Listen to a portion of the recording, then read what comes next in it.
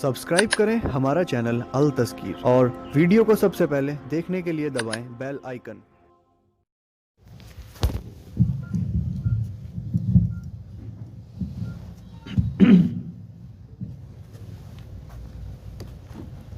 الحمد لله رب العالمين والصلاة والسلام على سيد المرسلين محمد وآله وصحبه أجمعين. أما بعد فأعوذ بالله من الشيطان الرجيم. بسم الله الرحمن الرحيم. وبشر الصابرين الذين إذا أصابتهم مصيبة قالوا إنا لله وإنا إليه راجعون. وقال تعالى كل نفس ذائقة الموت ونبلوكم بالشر والخير فتنة وإلينا ترجعون. وقال النبي صلى الله عليه وسلم اذكروا محاسن موتاكم وكفوا عن مساويهم أو كما قال عليه الصلاة والسلام.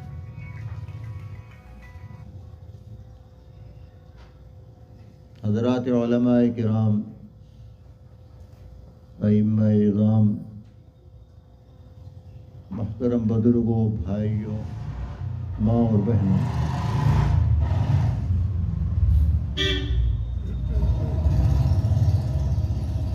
اللہ تعالیٰ نے اپنے فضل و کرم سے ہمیں اور آپ کو ایسے زمانے میں وجود بخشا ہے جو زمانہ چل رہا ہے حضرت خاتم النبیین جناب محمد الرسول اللہ صلی اللہ علیہ وسلم کی نبوت کا، اور قیامت تک اب یہی زمانہ رہے گا. زمانہ بدلتا ہے نئے نبی کے آنے سے، اور ہمارا اور آپ کا عقیدہ ہے جیسے وحدانیت کا عقیدہ ہے اللہ کے ایک ہونے کا، ایسے ہی یہ بھی عقیدہ ہے کہ سلسلہ نبوت جو حضرت آدم علی نبینا وعلیہ الصلاۃ والسلام سے شروع ہوا تھا اور اللہ تعالیٰ کے علم میں تھا کہ اس کو مکمل فرمائیں گے، اس کو روک دیں گے، وہ رکا ہے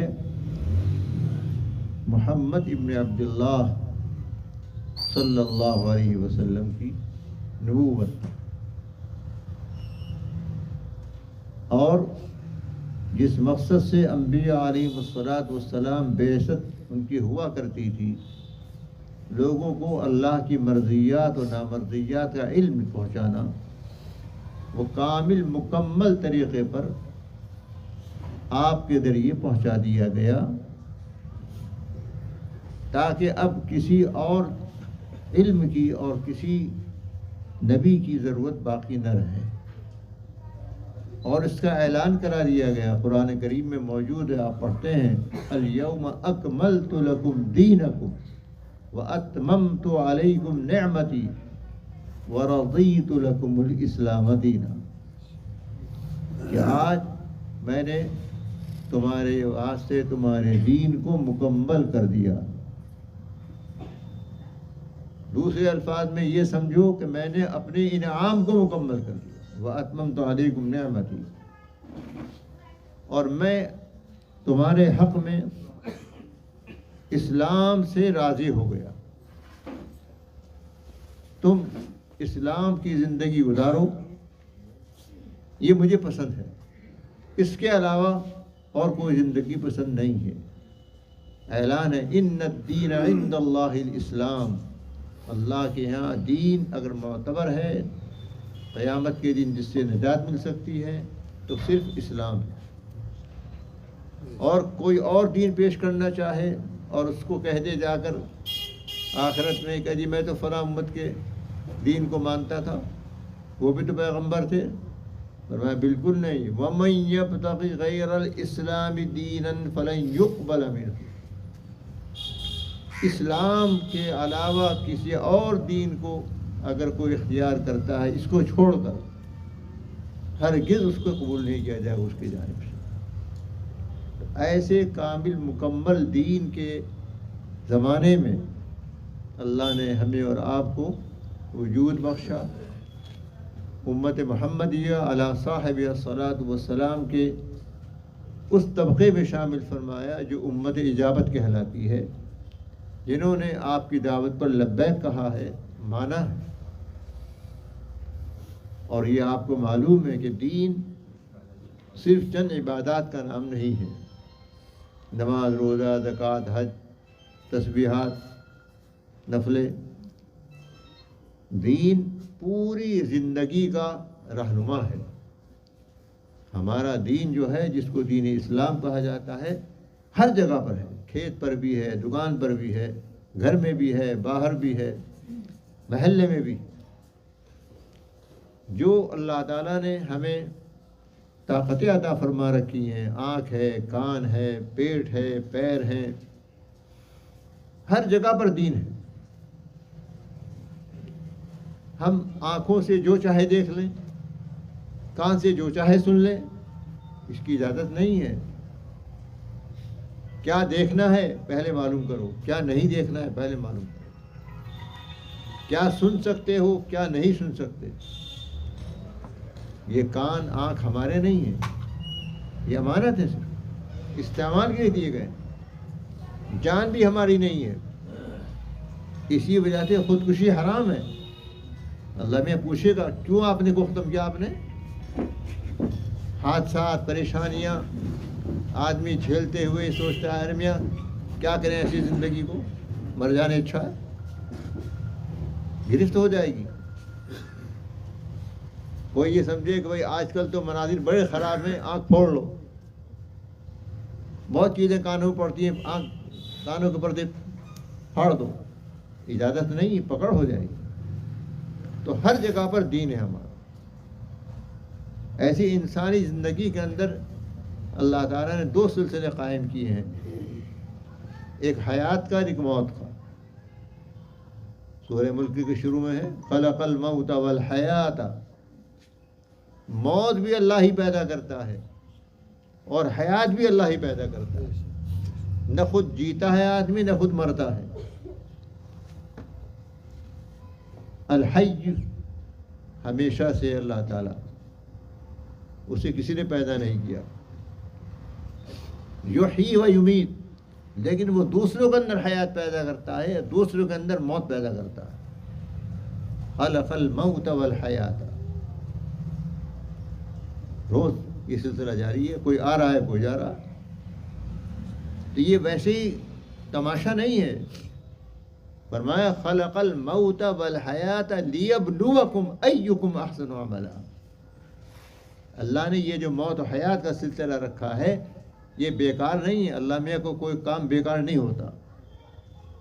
ایک جگہ ارشاد فرمایا افحسبتم انما خلقناکم عبثا وانکم الینا لا ترجعون، اے انسانوں کیا تم نے یہ سمجھ لیا ہے ہم نے تمہیں یوں ہی کھیل تماشے کے طور پر پیدا کیا، کوئی مقصد نہیں ہے۔ بے مقصد کوئی کام کرنا پاگلوں کا کام ہوتا، سمجھداروں کا کام نہیں ہوتا۔ تو کیا تم نے یہ سمجھ لیا ہے اور تم ہمارے پاس دوبارہ زندہ نہیں کر کے نہیں لائے جاؤ گے؟ وَأَنَّكُمْ إِلَيْنَا لَا تُرْجَعُونَ۔ اسی لیے فرمایا فَتَعَالَى اللَّهُ الْمَلِكُ الْحَقُّ، یعنی اس کا مطلب تو یہ ہوا کہ اللہ میاں نعوذ باللہ من ذالک اسے کچھ پتہ ہی نہیں ہے، عقل ہی نہیں ہے۔ یہ عیب ہے، بیکار کام کرنا، تماشے کے طور پر کوئی کام کرنا بے مقصد، یہ تو پاگلوں کا کام ہے، بیوقوفوں کا کام ہے۔ اللہ تعالیٰ ہر عیب سے پاک ہے۔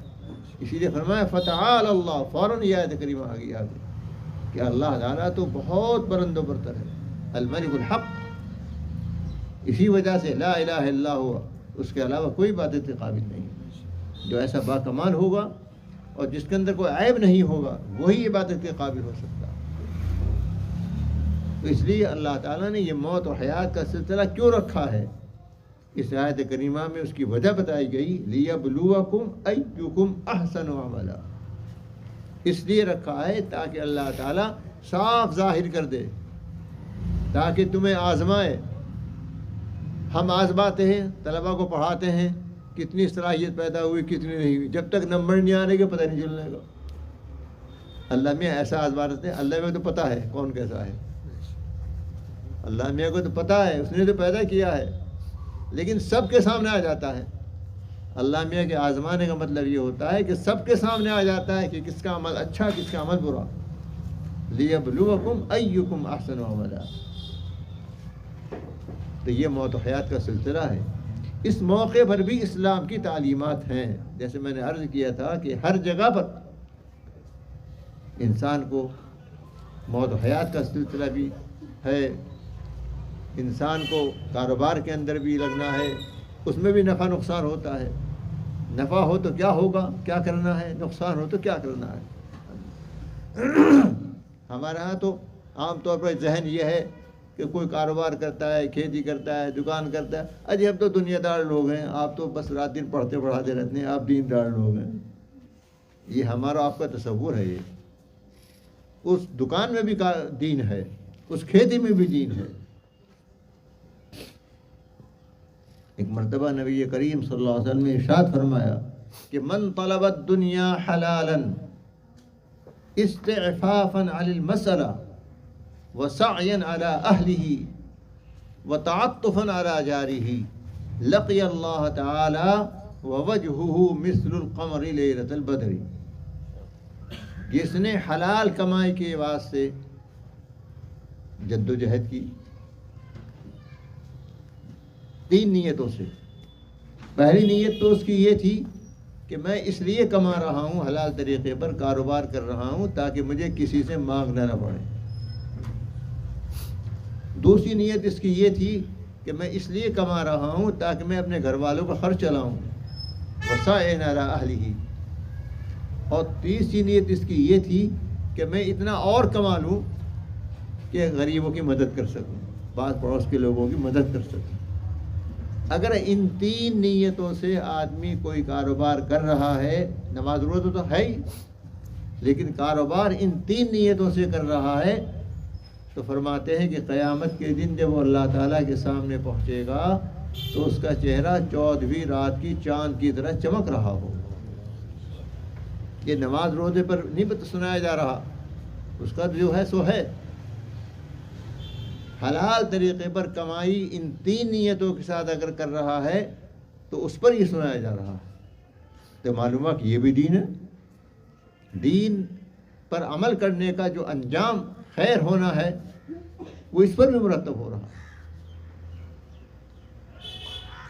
تو اس لیے ہر موقع پر دین کو سامنے رکھ کر ہمارا عمل ہو تو اس سے آخرت سنورتی ہے اور بنتی ہے۔ الحمدللہ ہمارا یہ علاقہ اکابر سے جڑا ہوا ہے، عقیدوں کے اعتبار سے بھی اور اعمال کے اعتبار سے۔ الحمدللہ دنیا کے اندر اللہ تعالیٰ نے اپنی حکمت سے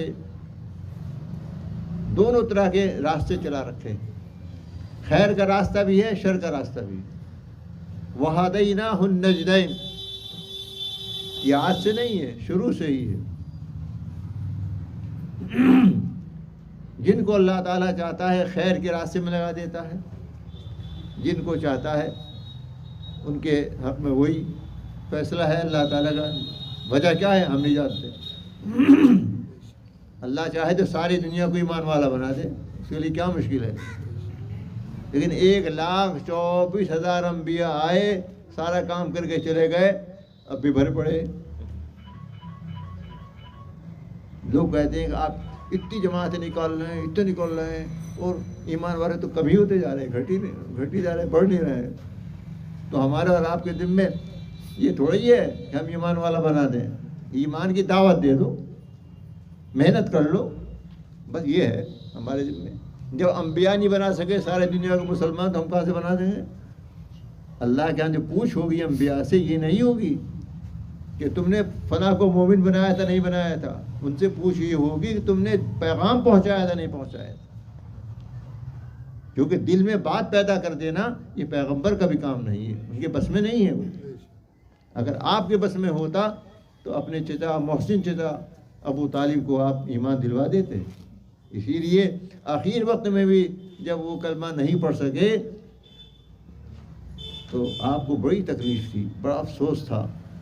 اس تسلی کے لیے اللہ تعالیٰ نے آیت کریمہ نازل فرما دی، اِنَّكَ لَا تَهْدِي مَنْ أَحْبَبْتَ وَلَكِنَّ اللَّهَ يَهْدِي مَنْ يَشَاءُ. آپ کے اندر یہ طاقت نہیں ہے کہ آپ جس کے چاہیں ایمان والا بنا دیں. ہاں اللہ جس کو چاہتا ہے وہ بناتا. تو اللہ نے دونوں راستے دے رکھے ہیں، خیر کا راستہ بھی ہے، شر کا راستہ بھی ہے. اللہ کی توفیق سے، اللہ کے فضل و کرم سے جن لوگوں کو ایمان کا راستہ نصیب ہو جاتا ہے وہ گویا کہ ان منتخب افراد میں سے ہوتے ہیں، ان منتخب شخصیات میں سے ہوتے ہیں اللہ کے علم کے اندر کہ جن کو اس دین کے اندر لگنا ہے. کیونکہ اختیار و استفاء یہ سب اللہ تعالیٰ کے حقوق میں شامل ہے. اللہ تعالیٰ کے حق کا حق ہے، جس کو چاہے اختیار کرے، جس کو چاہے پیدا کرے. فرمایا وَرَبُّكَ يَخْلُقُ مَا يَشَاءُ وَيَخْتَارُ. اے محمد آپ کا پروردگار جو چیز چاہتا ہے پیدا کرتا ہے، اور جس چیز کو چاہتا ہے مختار بناتا ہے، چنا ہوا بناتا ہے.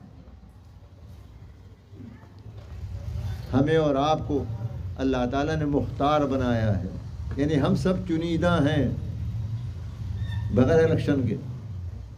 آج کل تو الیکشن سے چنیدہ ہوتے ہیں، یہ بغیر الیکشن کے اللہ میاں نے ہمیں اور آپ کو چنا ہے. کس کام کے لیے؟ امت محمدیہ کے ان افراد میں شامل ہونے کے لیے جن کو اللہ نے لا الہ الا اللہ محمد رسول اللہ پڑھنے کی توفیق دی. ہم خود بخود مسلمان نہیں ہیں. تو اس انتخاب سے ہم سب کو خوشی ہونی چاہیے اور اس کا حق ادا کرنا چاہیے. ہمارے محترم معزز جو ابھی ایک ہفتہ پہلے اللہ تعالیٰ کے جوار میں پہنچے ہیں، حضرت مولانا شبیر احمد صاحب رحمۃ اللہ علیہ، ان کا یہ سانحہ وفات پیش آیا ہے. اس موقع کے پر بھی ہمیں قرآن نے تعلیم دی ہے، نبی کریم صلی اللہ علیہ وسلم نے تعلیم دی. اس تعلیم کو سامنے رکھ کر ہمیں اس مرحلے کو بھی سر کرنا. میں نے عرض کیا کہ دنیا میں ہر طرح کے حالات آتے ہیں، موت و حیات کا مسئلہ بھی ہے اور نقصان نفع کا مسئلہ بھی ہے. تو ہر موقع کے لیے ہم وہ عمل اختیار کریں گے، زبان سے بھی ہاتھ پیر سے بھی، کہ جو اللہ کی پسند کا ہوگا، جناب رسول اللہ صلی اللہ علیہ وسلم کی تعلیم کے مطابق ہوگا. تو ہم اپنی زندگی کو یعنی مفید بنائیں گے اور اپنے آخرت کو سنواریں گے. اس سے ہٹ کر کوئی راستہ اپنائیں گے تو اپنے لیے بھی نقصان، اور ہو سکتا ہے کہ مرحوم کے لیے بھی نقصان ہو جائے. تو اس سلسلے میں قرآن کریم نے جناب رسول اللہ صلی اللہ علیہ وسلم کو مخاطب کر کے فرمایا ہے خوشخبری سنا دیجیے آپ، یعنی ایسی خبر جس کو سن کر آدمی خوش ہو جائے. ان لوگوں کو جو اپنے پر کنٹرول کرتے ہیں، صبر کرتے ہیں، تھامتے ہیں اپنے کو. الصابرین، صبر کرنے والے کو. صبر کے معنی آتے ہیں روکنے کے.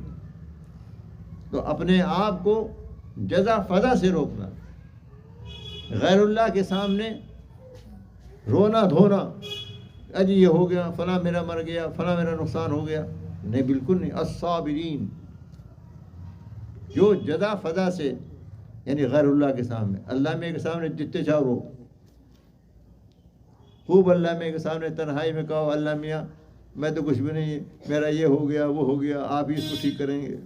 لیکن بندوں کے سامنے، غیر اللہ کے سامنے جا کر کہنا آج میرے گھر میں تو بیماری گھسی ہوئی ہے، کل فلاں والا، آج فلاں مر گیا، آج یہ نقصان ہو گیا، یہ غلط ہے. یہ صبر کے خلاف. اللہ کے سامنے اپنی کمزوری کا اظہار کرنا، اپنی پریشانی کا اظہار کرنا، یہ بے صبری نہیں ہے. اسی وجہ سے کسی حادثے پر بے ارادہ آنسو نکل جانا یہ بھی کوئی عیب نہیں. جناب رسول اللہ صلی اللہ علیہ وسلم کے صاحبزادے کا انتقال ہوا ہے، ابراہیم کا، جو انا کے یہاں پرورش پا رہے تھے. بچہ ہے، گود میں آپ نے اس کو لیا تو آپ کی آنکھوں سے آنسو جاری ہو گئے. صحابہ یہ سمجھتے تھے کہ صبر کا مطلب یہ ہے بالکل آدمی نہ رونے کی شکل بنائے نہ آنسو نکلے، کہ حضرت آپ کو بھی آنسو نکلنا ہے. فرمایا کہ ہاں یہ رقت قلب، رحمت کا اثر ہے. یہ تو فطری چیز ہے. آدمی کو کسی حادثے پر رنج ہوتا ہے، چاہے کوئی سا بھی حادثہ ہو، وفات کا حادثہ ہو، کوئی نقصان کا حادثہ ہو، جو بھی ہو، تو شریعت سے منع نہیں کرتی ہے. لیکن لوگوں کے سامنے رونا دھونا، شکوہ شکایت کرنا، لوگ بات کہتے ہیں میں بیماری نے ہمارا گھر دیکھ لیا، فلاں نماز بھی نہیں پڑھتا، اس کا کوئی بیمار نہیں، میں تو 5 وقت نماز پڑھوں، نفلیں بھی پڑھوں، میرا فلاں بیمار. یہ بے صبری کہلائے گا. وبشر الصابرین الذین اذا اصابتهم مصیبہ، جب انہیں کوئی حالت پیش آتی ہے ناگوار. مصیبت تو کہتے ہیں کسی بھی حالت جو پیش آئے، لیکن یہاں مراد ہے ناگوار حالت. جب انہیں کوئی حالت ناگوار پیش آتی ہے، کسی کا انتقال ہو جائے، کوئی حادثہ ہو جائے، تو انا للہ و انا الیہ راجعون، یہ جملہ ان کی زبان پر آتا ہے کہ بھئی اگر یہ انتقال کر گیا تو کیا ہے، یہ بھی اللہ کی امانت تھی، ہم بھی اللہ میں کی امانت ہے. انا للہ، ہم تو سب اللہ ہی کے ہیں. ہم نے کوئی دنیا میں آنے کی کوئی درخواست تھوڑی دی تھی. جو بھی آیا ہے بلا درخواست کا آیا، خود اللہ کے علم کے مطابق آ گیا. ہماری تو کوئی درخواست نہیں. ماں نبودیم و تقاضائے ماں نبود، معلوم نے فرمایا نہ ہم تھے نہ ہمارے آنے کی کوئی درخواست تھی، لیکن آ گئے. تو جیسے آ گئے، کتنے دن کے لیے آئے یہ ہمیں پتہ ہی نہیں. پہلے جو امتیں ہوا کرتی تھیں ان کی عمریں ہوتی تھی 200 سال 500 سال، اور یہ آخری جو امت آئی ہے اس کی 1 صدی بھی نہیں، 1 صدی بھی نہیں ہے. نبی کریم صلی اللہ علیہ وسلم نے فرمایا کہ میری امت کی عمریں یعنی قیامت تک 60 سے 70 تک ہیں. یعنی اگر زیادہ عمر ہوئی، ویسے تو کوئی ضروری نہیں 2 گھنٹے بعد انتقال ہو جا، 1 سال بعد انتقال ہو جا، کوئی گارنٹی نہیں ہے کہ جوان ہے تو میں مرنے کا نہیں. بعض لوگ کہا کرتے تھے میں تو ہر سال چیک اپ کراتا ہوں پورا، 10 سال تک میں کہیں جانے والا نہیں ہوں. وہ اگلے دن بھائی ملک الموت آ جاتے ہیں. چلو کوئی گارنٹی نہیں ہے. تو عام طور پر اگر عمر زیادہ ہوتی ہے تو آپ نے فرمایا کہ میری امت کی عمریں چاہے مسلمان ہو چاہے غیر مسلم ہو، وہ قید نہیں مسلمانوں کے لیے ہے، وہ سب کے لیے ہے، وہ 60 سے 70 کے درمیان ہے. وَقَلَّ مَنْ يَجُوزُ ذَلِكَ، تھوڑے ہی ہوتے ہیں کہ جو 70 سے آگے بڑھتے ہیں. مولانا کی عمر کیا تھی مرحوم؟ 83 عمر کی، ماشاء اللہ. یعنی 13 سال مزید اور 13 سال، ورنہ تو 70 تک کا مسئلہ تھا، لیکن اللہ نے 13 سال مزید اور دے دیے. اور آپ نے فرمایا من طال عمرہ وحسن عملہ، سب سے اچھا آدمی وہ ہے کہ عمر لمبی ہو، اعمال اچھے. من طال عمرہ وحسن عملہ، تو عمر طویل ہو جائے اور حسن عمل ہو، سبحان اللہ ماشاء اللہ. تو 60 سے 70 تک ہے. آ گئے کچھ آگے بڑھ گئے، اور عام طور پر آپ دیکھیں تو ایسا ہی ہو رہا ہے. اس لیے جتنی بھی عمر مل گئی ہے یہ من جانب اللہ تعالیٰ ہے. ہم نہ بڑھا سکتے نہ گھٹا سکتے ہیں. وقت آ گیا، کوئی درخواست نہیں چلتی وہاں، جی 5 منٹ اور رہنے دو، فلاں آ رہا بھی، اس سے تو آنے دو، ملاقات کر لوں، سلام کلام ہو جائے گا. کچھ نہیں، کتنے بڑا بزرگ ہو رکتی نہیں، اسی وقت جان قبض ہو جائے گی. اس لیے یہ سب ہمارے لیے تعلیمات ہیں. یہ غنیمت ہے، وقت ملا ہوا ہے، غنیمت ہے. کوئی تلافی کرنی ہے تلافی کر لو، اور آئندہ کے لیے جو کما سکتے ہو کما لو. یہ سیزن ہے. تم چلے جاؤ آج میرا بیٹا بہت بڑا عالم ہو گیا، مجھے دیت پہنچاتا رہے گا، چلو بس مجھے زیادہ نفل پڑھنے کی ضرورت ہے. نہیں، کچھ ٹھکانا نہیں ہے. اس کے حوالے مت رہو. زمین جائیداد چھوڑ کے جاتے ہیں، بھول جاتے ہیں ماں باپ کو، کبھی نہیں سارے ثواب بھی نہیں کرتے، سارا صدقہ جو ہے اپنے وہ سارا مال جو ہے اپنے ضرورتوں میں خرچ کرتے ہیں، شادی بیاہ کر رہے ہیں، یہ کر رہے ہیں، وہ کر رہے ہیں۔ بہرحال یہ ہمارے لیے آپ کے لیے سبق ہے کہ جو صبر کرنے والے ہوتے ہیں کہ جب انہیں کوئی مصیبت پہنچتی ہے تو ان کی زبان پر آتا ہے انا للہ، ہم سب تو اللہ میاں گئے، وَإِنَّا إِلَيْهِ رَاجِعُونَ، ہم سب کو اللہ میاں کے پاس جانا ہے، جیسے یہ گئے ہیں ہمیں بھی جانا ہے۔ ہم قبرستان میں دفن کر کے آ جاتے ہیں، ہم تو یہ سمجھتے ہیں کہ بس بھائی وہ بیچارے وہاں بڑے پریشان ہو گئے، یہاں تو بہت آرام سے رہ رہے تھے، ایئر کنڈیشن بھی تھا، گدا بھی تھا بہت بڑھیا، وہاں مٹی میں دبا کے آ گئے، ایسے بڑے ہوں گے۔ لیکن اسلام کی تعلیم یہ ہے کہ جب قبر میں آپ دفن کر کے آ جاتے ہیں پورے اعزاز و اکرام کے ساتھ، احترام کے ساتھ، لے جاتے وقت بھی احترام ہے، جنازہ لے کر جاؤ بڑے اکرام سے لے کر جاؤ، تیز مت چلو کہ حج کو لے لگیں، اسے کیا پتہ بیچارے کو، ہم تو یہی سمجھتے ہیں۔ لیکن احترام یہ ہے کہ نہیں، بہت اطمینان سے لے کر جاؤ، ذرا تیز چلو، بہت آہستہ بھی نہیں، لیکن ایسا بھی نہیں کہ اس کا بدن ہلنے لگے، مگر آج کل کچھ نہیں دیتے لوگ، بس جنازے کو ہاتھ لگنا چاہیے، دھکا دو ضرور، ورنہ اصل طریقہ یہ ہے کہ صرف 4 آدمی پکڑیں، جنازے کو 4 پائے لے کر جائیں، 4 آدمی پکڑیں، 5واں ہاتھ نہ لگائے، مگر یہاں تو لمبی لمبی بانس بھی لگنے لگے، میں نے کس سے مسئلہ پوچھ رکھا ہے، مگر عمل ہو رہا ہے اس کے اوپر خوب۔ حالانکہ اصل طریقہ یہی ہے کہ صرف 4 آدمی، وہ 4 آدمی ہٹیں، 4 آدمی اور ہوں، 4 آدمی ہٹیں، 4 آدمی، اصل طریقہ یہی، وہ اسی اکرام احترام میں ہے اس کے۔ تو اس طرح جائیں، قبرستان میں تدفین ہو گئی۔ اب وہاں جانے کے بعد کے لیے ہمیں اور آپ کو جو بتایا گیا ہے جناب رسول اللہ صلی اللہ علیہ وسلم جانب سے کہ 2 فرشتے آتے ہیں منکر نکیر، جن کو کبھی دیکھا نہیں ہوتا، اس شکل میں آتے ہیں، وہ اس کو اٹھاتے ہیں، بٹھاتے ہیں، بٹھانے کے بعد اس سے سوال کرتے ہیں من ربک، ما دینک، من ھذا الرجل، 3 سوال کرتے ہیں کہ تم دنیا میں کس کو اپنا پروردگار مانتے تھے، تمہارا مذہب کیا تھا، اور یہ صاحب کون ہیں، ان کے بارے میں کیا تم سمجھتے تھے۔ اشارہ ہوتا ہے جناب رسول اللہ صلی اللہ علیہ وسلم۔ اگر وہ صحیح سے جواب دیتا ہے کہ میرا رب اللہ، میں تو اللہ کو مانتا تھا، دین میرا اسلام تھا، اور یہ صاحب تو ہمارے حضرت ہیں، اگر یہ صحیح جواب دے دیتا ہے تو حدیث میں آتا ہے کہ وہ قبر اتنی وسیع ہو جاتی ہے اس کے لیے جہاں تک اس کی نگاہ جائے، متوسل، اور پھر جنت کی ہوائیں، خوشبوئیں، اور جو بھی اللہ تعالیٰ کھانے پینے کی چیز چاہتا ہے وہ دینے لگتا ہے۔ یہ ایک طرح کی ایک درمیانی منزل ہے، اس کا نام ہے عالم برزخ۔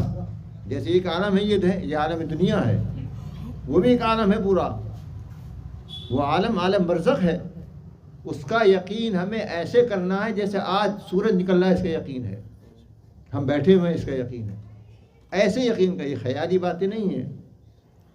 یہ الگ بات ہے اگر ہم کھول کے دیکھیں ہمیں کچھ نظر نہیں آنے گا، کبھی کوئی سمجھے گا اچھا بھائی قبر کو کھول کے دیکھو کتنی لمبی ہو گئی، کچھ نہیں نظر آئے گا۔ لیکن عقیدہ تو یہ رکھنا ہے، ایمان تو اسی کا نام ہے، دیکھنے کے بعد مانیں گے تو کیا ایمان ہے، ایمان اسی کا نام ہے۔ حضور اقدس نے یہ فرمایا ہے تو یہی ہوتا ہے، ہمیں نظر نہیں آتا، اس کو نظر آتا ہے سب۔ بہت سی چیزیں خواب میں پڑا ہوا ہے، خوب نظر آ رہا ہے، ہمیں کچھ پتہ نہیں، یہ تو ایسی کروٹ لی ہوئی۔ وہ صبح اٹھ کے کہتا ہے میں نے یہ دیکھا، میں اتنی جگہ گیا، اتنے گارڈن میں گیا، جب جھوٹ بول رہا اور تم اسے جھٹلا دے رہا ہو، جو نے آپ سے دیکھا ہے۔ تو ایسے ہی عالم برزخ میں وہ دیکھ رہا ہے سب کچھ، مجھے اور آپ کو نظر نہیں آئے گا، یہ اللہ کی قدرت ہے۔ تو اس طرح وہ اگر صحیح عقیدوں کے ساتھ ہے، صحیح جواب دیتا ہے، اللہ تعالیٰ اس کو نوازنا شروع کر دیتے ہیں، اور قیامت تک اسی حال میں آرام سے وہ رہتا ہے۔ تو جس مردے کے بارے میں ہمارا جو عزیز محترم جو بھی دنیا سے گیا ہے، ہم حسن ظن رکھیں، 100% یقین کی بات تو ہم کسی کے بارے میں نہیں کہہ سکتے، یاد رکھیے۔ کسی پیغمبر کے علاوہ کسی کے بارے میں ہم 100% نہیں کہہ سکتے کہ اس کا انجام بخیر، لیکن اس کے ظاہری حالات کی وجہ سے ہم حسن ظن رکھ سکتے ہیں، اچھے سے اچھا حسن ظن اس کے بارے میں رکھیں کہ اللہ ان کے ساتھ اچھا معاملہ فرمائیں گے۔ ہمارے حضرت مولانا شبیر احمد صاحب رحمۃ اللہ علیہ کے جو حالات آپ حضرات کے سامنے تو تفصیلی ہیں، مجھ کو بھی جو چند باتیں معلوم ہیں ان کی روشنی میں یہی کہا جا سکتا ہے کہ ان کے عبادات کا معاملہ ہو، معاملات کا معاملہ ہو، معاشرت کا معاملہ ہو، اخلاقیات کا معاملہ ہو، سب ایسی چیزیں ہیں جو اللہ کی مرضیات کی تھیں۔ ان کے ظاہری احوال، اندر کا کیا معاملہ ہے وہ تو اللہ جانے گا، ہمیں اس کے کھود پورے کرنے کو نہیں کہا گیا۔ زندگی میں بھی اگر کسی کا کوئی حال آپ کو معلوم ہو جائے خاموشی سیاحت، تو اس کا اظہار کرنے کی اجازت نہیں ہے۔ آپ اس کو نصیحت کر سکتے ہیں خاموشی سے، لیکن اوروں کے سامنے بیان کرنے کی اجازت نہیں ہے، وہ غیبت ہو جائے گی۔ اور مرنے کے بعد تو اگر کوئی برائی معلوم بھی ہو گئی تو اس کے بارے میں سوچنا ہی نہیں، نہ تذکرہ کرنا ہے۔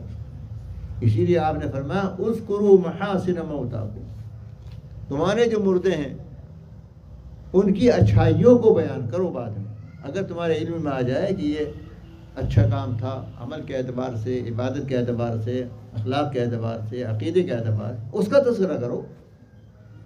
کوئی برائی اگر اسے تمہارے علم میں ہو اب مت کہو، ہو سکتا ہے اس نے توبہ کر لی ہو اور ہم بلا وجہ اس کے بارے میں کہہ رہے ہیں، اپنی آخرت خراب کر رہے ہیں۔ عام مزاج ہو گیا لوگوں کا۔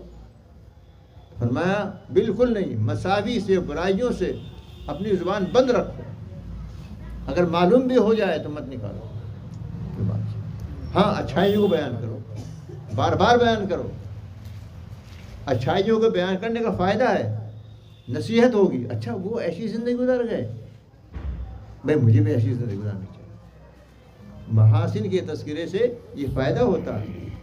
ہم مرثیہ پڑھنے کے بعد سے نہیں بیٹھے ہیں روح دھونے کے لیے، ہم اس لیے بیٹھے ہیں، یہ تذکرہ ہے تاکہ ان کی خصلتیں، ان کی عادتیں جو ہمارے علم کے اندر آئی ہیں اور نیک بندوں کی خصلتیں ہیں وہ ہم بھی اپنے اندر پیدا کریں۔ ابھی مفتی عفان صاحب نے جو آیت کریمہ تلاوت کی تھی مجھے اس پر یاد آ گیا۔ انہوں نے جو تلاوت کی ہے کون سی صورت تھی؟ کون سی صورت کی ہے؟ نہیں، صورت کون سی ہوئی؟ سورہ فرقان کا آخری رکوع ہے۔ اس میں اللہ کے خاص بندوں کی صفات بیان کی گئی ہیں۔ یوں تو سبھی اللہ کے بندے ہیں، جو اللہ کو نہیں مانتا وہ بھی اللہ میں کا بندہ ہے، لیکن اللہ کے رحمان کے خاص بندے، یعنی جن کے اندر رحمت اور رافت اور شفقت کوٹ کوٹ کا بھری ہوئی ہے، صفت رحمت جن کے اندر اللہ تعالیٰ نے پیدا کی ہے، ایسے رحمان کے خاص بندے، ان کی صفات کیا ہیں، ان کے عقیدے کیا ہیں، ان کے اعمال کیا ہیں، اس کو تو آپ سن لینا، پھر باقاعدہ پروگرام بنانا اسی آیت کی تفسیر کے لیے۔ 1 گھنٹے کا نہیں، 2-3 گھنٹے لگیں گے اس میں۔ وہاں یامین صاحب اس کا پروگرام بنا لیں، ضرورت ہے اس کی۔ اور ایک دفعہ میں نہ ہو تو 2 ہفتہ میں کر لینا کہ 6 صفات 1 ہفتے میں بیان کی جائیں گی اس کی تفصیلات، اور 6 صفات 12 صفات ہیں اس میں تقریباً دوسرے ہفتے میں بیان کی جائیں گی۔ تو اس میں چند صفات کا تذکرہ جن کو میں سمجھتا ہوں کہ مولانا شبیر صاحب مرحوم کے اندر پائی جاتی تھی۔ سب سے پہلی صفت اس میں یہ آئی ہے الذین یمشون علی الارض ہونا۔ اللہ کے خاص بندوں کی ایک صفت سب سے پہلی جو بیان کی گئی ہے وہ یہ ہے کہ جو زمین پر دبے پاؤں چلتے ہیں، یعنی تواضع سے چلتے ہیں، اکڑ فو نہیں کرتے۔ مولانا کو چلتے ہوئے دیکھا آپ لوگوں نے؟ ایسے ہی چلتے تھے نا، کبھی زور زور سے پیر مار کر نہیں چلتے تھے۔ بڑھاپے کی بات نہیں کہہ رہا ہوں، جوانی کی بات۔ تو چال ڈھال کے اندر بھی تواضع تھی۔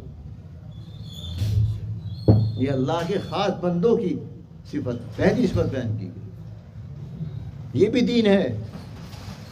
کوئی آدمی متواضع انداز میں چل رہا ہے، اکڑ فو نہیں کر رہا ہے، ابھی تو ہے دنیا کا کام، بعد ایسے چلتے ہیں بعد ایسے چلتے ہیں، نہیں، وہ تواضع کے جذبے سے چلتے تھے. اور تواضع کے معنی کیا ہے؟ گردن نیچے کر لینا، بس ہو گئی تواضع. تواضع چاہے گردن یوں رکھو تب بھی تواضع ہو جائے گی. تواضع کا ترجمہ ہے با کمال ہوتے ہوئے اپنے کو سب سے چھوٹا سمجھنا. با کمال ہوتے ہوئے اپنے کو سب سے چھوٹا سمجھنا، یہ تواضع ہے. حضرت تھانوی رحمۃ اللہ علیہ فرمایا کرتے تھے، ان کا ملفوظ ہے کہ میں اپنے آپ کو ہر مسلمان سے حالاً اور ہر کافر سے معالاً چھوٹا سمجھتا ہوں. ہر مسلمان سے کیسا بھی ہو، نمازی بے نمازی، نیکوکار ہو بدکار ہو، اگر وہ مسلمان ہے کلمہ پڑھتا ہے، فرماتے تھے میں ابھی اسی وقت میں اپنے کو اس سے چھوٹا سمجھتا ہوں. حالانکہ اتنے بڑے شیخ ہیں، اتنے بڑے مصنف ہیں، اتنے بڑے مصلح ہیں، حکیم الامت کہلاتے ہیں، لیکن فرمائے رہیں میں ہر مسلمان سے اپنے کو چھوٹا سمجھتا ہوں، اور ہر کافر سے بھی، مگر ابھی نہیں، معالاً انجام کے اعتبار سے. یعنی اگر اس کا خاتمہ ایمان پر ہو جائے تو بھی میں اس کافر سے اپنے آپ کو چھوٹا سمجھتا ہوں. ابھی نہیں سمجھتا، لیکن کیا پتہ مرنے سے پہلے اس کو کلمے کی توفیق ہو جائے. اور الاسلام یہدم ما کان قبلہ، ساری زندگی کفر کرتا رہا، شرک کرتا رہا، 80 سال کی عمر کا ہو گیا، لیکن مرنے سے پہلے اللہ نے توفیق دے دی، کلمہ پڑھ لیا، سب دھل گئے. اس لیے حضرت فرماتے تھے کہ ہر کافر سے بھی میں اپنے چھوٹا سمجھتا ہوں، معالاً انجام کے اعتبار سے. تو تواضع کا مفہوم یہ ہوتا ہے. تو الذین یمشون علی الارض ہونا، جو زمین پر چلتے ہیں دبے پاؤں تواضع کے ساتھ، یعنی اپنے کو چھوٹا سمجھتے ہیں. دوسرا وَإِذَا خَاطَبَهُمُ الْجَاهِلُونَ قَالُوا سَلَامًا، اگر کسی نے ان کو برا بلا کہنا شروع کر دیا، جاہل قسم کے لوگ، انہیں تمیز کچھ نہیں، تو اس کے جواب میں اس سے موٹی گالی نہیں دیتے، کہتے بھائی السلام علیکم. کوئی گالی دے رہا تم کہہ دو السلام علیکم، غصہ ٹھنڈا ہو جائے گا اس کا. قالوا سلاما، حضرت تھانوی نے ترجمہ کیا اس کا رفع شر، کہ جب کوئی ان سے گفتگو کرتا ہے، بدتمیزی کرتا ہے، تو کوئی ایسا جملہ بول دیتے ہیں جس سے شر ختم ہو جائے، رفع شر کی بات کر دیتے ہیں. مولانا شبیر صاحب مرحوم کے بارے میں یہی سمجھتا ہوں، اب تو کسی نے بدتمیزی کی نہیں ہوگی ان سے، لیکن اگر کبھی کی بھی ہوگی تو انہوں نے مسئلے کو بڑھایا نہیں ہوگا، ختم کر دیا ہوگا وہیں. یہ آپ حضرات واقعات تو آپ جانیں گے، کہ میں جو ظاہر خبر. اور والذین یبیتون لربہم سجدا وقیاما،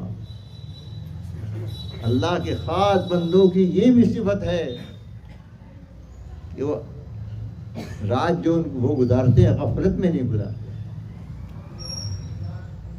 اللہ کے سامنے سجدہ ریز ہو کر اور کھڑے ہو کر، یعنی نماز پڑھتے ہیں.